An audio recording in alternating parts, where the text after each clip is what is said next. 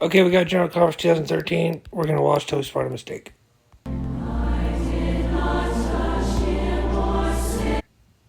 Here we go. When I think of the future, I am overwhelmed, which was his destination. Let's do 2x speed as well. Instilling such qualities as faith, courage, empathy, and refinement in relationships Even a very small quarter and in culture. Three-quarter truth, we're going to stop it. When praising the unfeigned faith he found in Timothy, Paul noted that this faith dwelt first in thy grandmother Lois and thy mother Eunice. Years ago, while living in Mexico, I observed firsthand what Paul meant.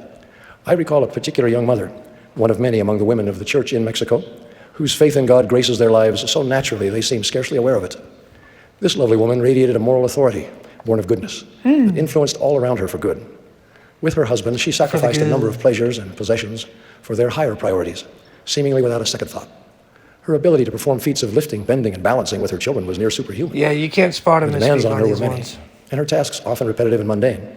Yet underneath it all was a beautiful Story. serenity, a sense of being about God's work. As with the Savior, blessing others by service and sacrifice had ennobled her. She was love personified. I've been remarkably blessed by the moral influence of women, in particular my mother and my wife. Among other women that I look to in gratitude is Anna Danes. Anna and her husband Henry and their 4 children were among the pioneers of the church in New Jersey in the United States.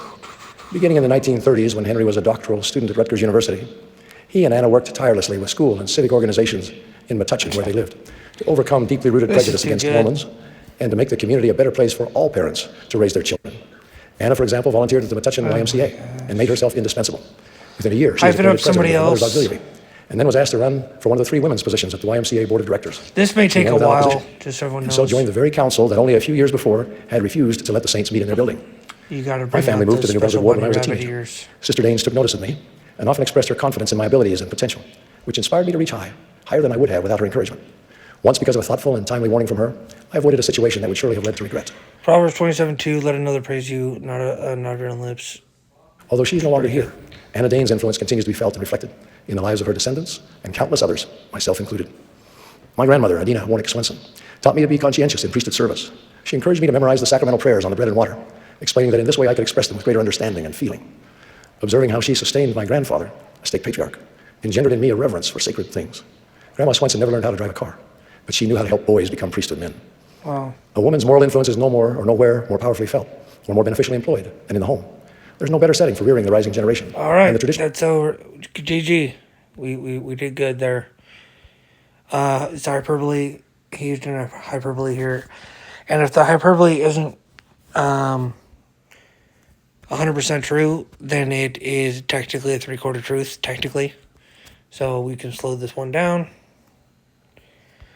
Great talk, though, Todd Christofferson. So, yeah, the misspeak that you're going to get, it's not that, I mean, did you expect him to say false doctrine or something? But she knew how to help boys become priesthood men. Listen to this. Slow it down for this 3/4 truth, dude. A woman's moral influence is no more or nowhere more powerfully felt A woman's moral influence is no more powerfully felt or more beneficially employed or more beneficially employed than in heaven, than at church, than, he's going to say at home. Listen. and in the home. Than in the home. Now, maybe that's true, but I think probably in heaven, maybe at church, maybe, well, let's think about this. You know what? We're going to challenge. We're going to challenge this. We're going to ask AI. We're going to ask AI, see if he can bail him out. But we're not going to give him a multiple choice, though. Where is a woman's... If he says the home or the house, where is a woman's... How should we phrase this? A woman's moral influence is no more. A woman's moral influence. This is the ChatGPT challenge. It is opinion based. This could get all the way back up to 100% true. Where is a woman's moral influence most felt? Is that what we're doing? Or nowhere more powerfully felt. More powerfully felt. We don't know that. It depends on the woman. Sometimes it's going to be For some women, it may be more powerfully felt at church. Where is a woman's influence most powerfully felt? It could be behind the political pulpits. It could be somewhere that you wouldn't expect. Like I said, it could be in heaven. So I think this is a 3/4 truth. But if he says the home here, oh my gosh, you're kidding. I just felt led to, like, it might be home, isn't it? It's the home. Because here's the thing. There's hierarchy. It's supposed to go God, then family, then others. It depends what you mean by moral influence, but across history and cultures, a woman's influence tends to be strongest where it has consistent presence, trust, and relational depth. The home. This is where it deepest and long-lasting, shaping children's character. And you could also take this over heaven too. In heaven, it's mostly. So he's gonna win the challenge here. I didn't say is it A the home, B no. This was what he came up with, the home. Close relationships, community and culture. I realized that the home is better than church. Oh my gosh. Too good. So we're going to keep it going. The home's fine. Or more beneficially employed than in the home. There's no better setting for rearing the rising generation than the traditional family where a father You won and the mother challenge. work in That was like an harmony to provide for, APS teach, and nurture system their children. challenge right there. The ChatGPT challenge. Where I felt led. Wow. the ideal does not exist, That was something, huh? people strive to duplicate its benefits as best they can So, in their Todd particular Christopherson, you beat me on that one. circumstances. I just figured that was a 3/4 truth. Wow. In all events, a mother can exert an influence unequaled by any other person in That any was other too good. relationship. By the power of her example in teaching her sons learn to respect womanhood and to incorporate discipline and high moral standards in their own lives. Her daughters learn to cultivate their own virtue and to stand up for what is right again and again, however unpopular. A mother's love and high expectations lead her children to act responsibly, without excuses, to be serious about education and personal development, and to make ongoing contributions to the well-being of all around them. Elder Neil A. Maxwell once asked, when the real history of mankind is fully disclosed, will it feature the echoes of gunfire or the shaping sound of lullabies?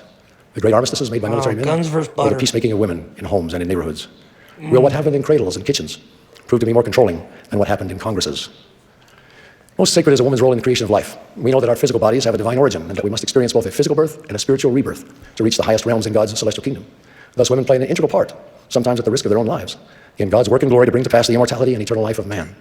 As grandmothers, mothers, and role models, women have been the guardians of the wellspring of life, teaching each generation the importance of sexual purity, of chastity before marriage, and fidelity within marriage. In this way, they've been a civilizing influence in society. They've brought out the best in men. They've perpetuated wholesome environments in which to raise secure and healthy children. Sisters, I don't want to overpraise you, as we do sometimes in Mother's Day talks that make you cringe. You don't have to be perfect. I don't claim that you are, with one possible exception who's sitting nearby at the moment. What I mean to say is That's that a joke. whether you're single or married, whether you have born... We could talk about jokes at the highest pulpit. I have to forgive him since it landed. But that was sarcasm. I know that was holy sarcasm. Hyperbole sarcasm there. Technically, you could say it's a 3/4 truth, actually. Oh, man, that is brutal.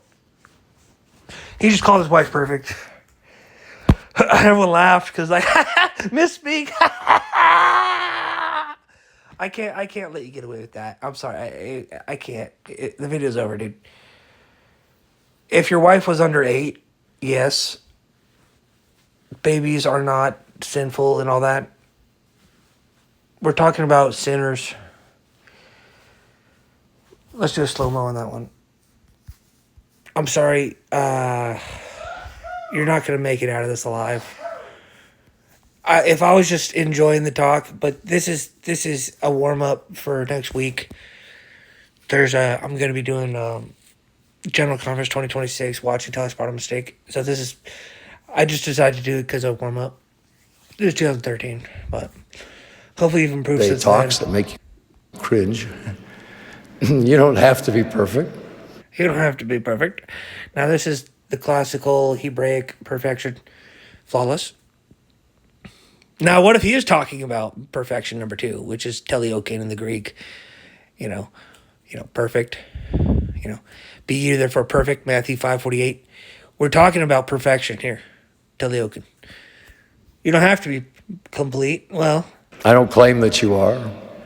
I don't claim that you are. Okay, it's definitely perfection 1, American perfectionism. Okay, 100 out of 100. Okay. with one possible exception who's Oh, he said possible.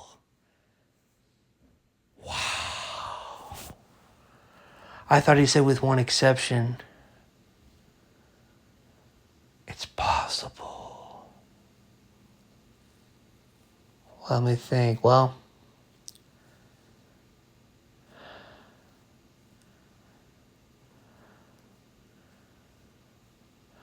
no, it's got to be impossible, right? The fact that it's a possible exception for his wife is just, he's taking the intimacy over quality here. He's going to gaslight himself a little bit. Psalm 103:12 Ministries, she said sorry, she took the sacrament, so she's perfect. This is still a 3/4 of truth.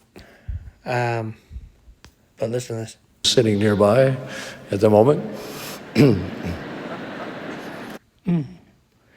Oh, the lip comes out. He knows he lied, too. See this lip? Got away with it. Look at this. Tongue jet. What? Yeah, I mean- you're done, dude. It's not a possible exception. Yeah, it's called a joke. I'm sure there's a guy somewhere who's recollected on a conversation that he's had earlier in the week. In the middle of a talk, for you to implement a joke. Yeah, okay. A little lightheartedness. Okay, a little levity.